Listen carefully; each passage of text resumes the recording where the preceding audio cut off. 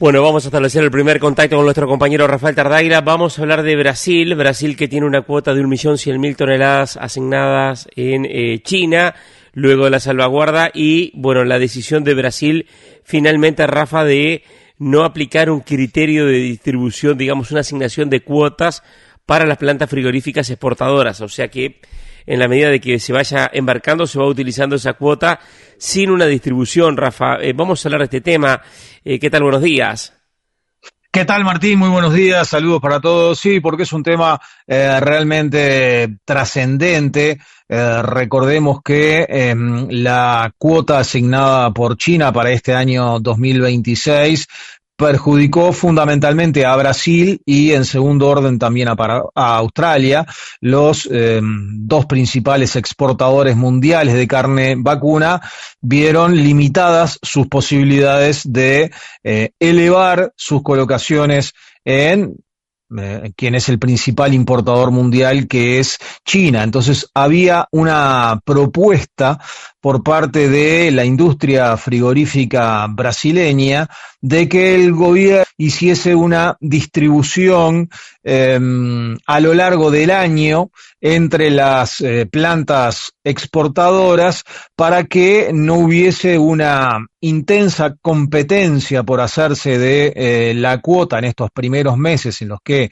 hay disponibilidad de cuota para exportar a Estados Unidos, compitiendo entre sí y por lo tanto con esa competencia para lograr una mayor proporción de la cuota, con la posibilidad de que ello tienda a disminuir los precios de exportación y después se produjese un faltante del cupo más adelante, posiblemente en el segundo semestre, ¿no? Eso se vio reforzado por el hecho que, recordará la audiencia, lo conversamos hace una semana o poco más de una semana, que en los dos primeros meses del año las exportaciones brasileñas, así como las australianas, a China, de hecho, en realidad es lo que ingresó de estos dos países a China en los meses de enero y febrero, ya superó un tercio del cupo, o sea que si se mantiene este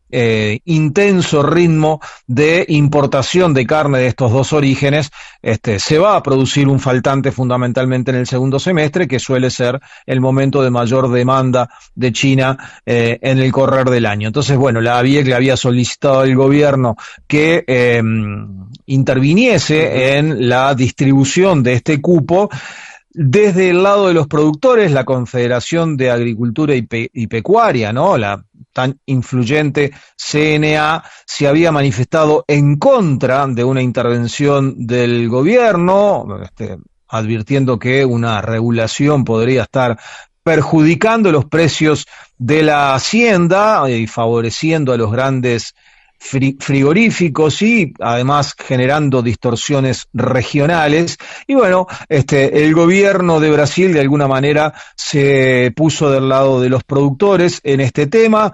No está incluido en las próximas reuniones de los organismos competentes para tratar este tema y tampoco está en la agenda para futuras reuniones, o sea que no va a proceder, por lo menos para este año 2026, Brasil a una distribución de la cuota de esta forma, organizada por el gobierno. Recordemos que en Australia el analista de los mercados cárnicos, Simon Kilty, había propuesto una solución similar para la distribución de la cuota de China en Australia. Tampoco se ha avanzado en ese sentido por parte del gobierno australiano, por lo menos hasta ahora.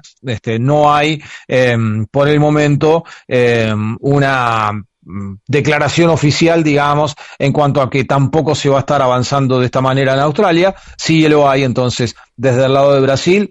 Se podría rever en 2027, pero en 2026 no se va a estar haciendo una distribución de la cuota. El primero que llega es el primero que la cumple. Claro, aquí en Uruguay, Rafa, el tema se está tratando a nivel de la Junta de INAC y se va a distribuir la cuota de 320.000 toneladas entre las empresas exportadoras, un criterio similar al que se aplica para otras cuotas, caso, bueno, Hilton, Estados Unidos. O sea, Uruguay va a distribuir la cuota finalmente de 320.000 toneladas.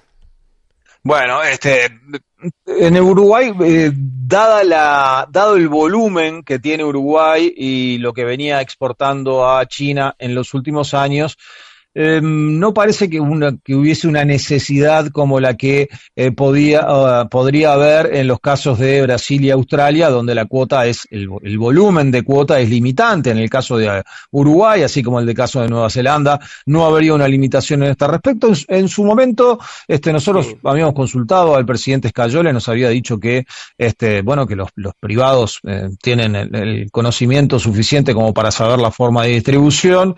Bueno, puede haber habido un cambio de criterio o que prevalezca una otra opinión aquí para Uruguay y se avance en este otro sentido. En principio, ya te digo, no parece que hubiese una gran necesidad por parte de Uruguay de hacer una distribución desde el gobierno de esta cuota de 324.000 toneladas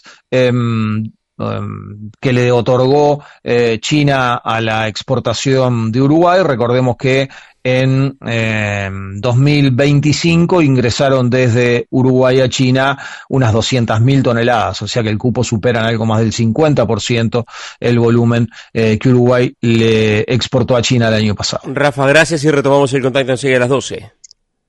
¿Cómo no? Volvemos con otros temas.